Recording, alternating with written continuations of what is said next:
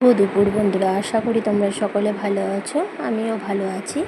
আজকে আমাদের পাড়ার শীতলা পুজো, তাই শীতলা মায়ের পুজো দিতে যাচ্ছি। দেখো, আমি আমার মেজোজা আর আমার মাসিও গেছিলো, আর মাসির ননদ গেছিলো, আর পাড়ার এক কাকিমা, সবাই মিলে আমরা গেছিলাম। আমরা যাচ্ছি এখন মন্দিরের দিকে, হাতে ডালা নিয়ে। খুব রোদ, ছাতা নিয়ে বেরিয়েছি, যাচ্ছি। দেখো সবাই, এই দেখো পৌঁছে গেলাম। মাকে সবাই দর্শন করো। এখনও পুজোয় বসেনি, সব রেডি করছে।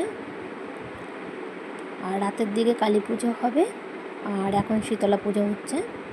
তা শীতলা পুজোরই পুজো দিতে গেছিলাম।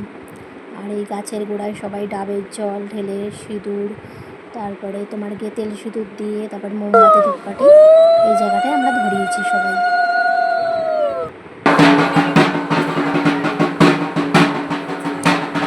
ওকে, বাই, টাটা। আমার মিনি ব্লগটা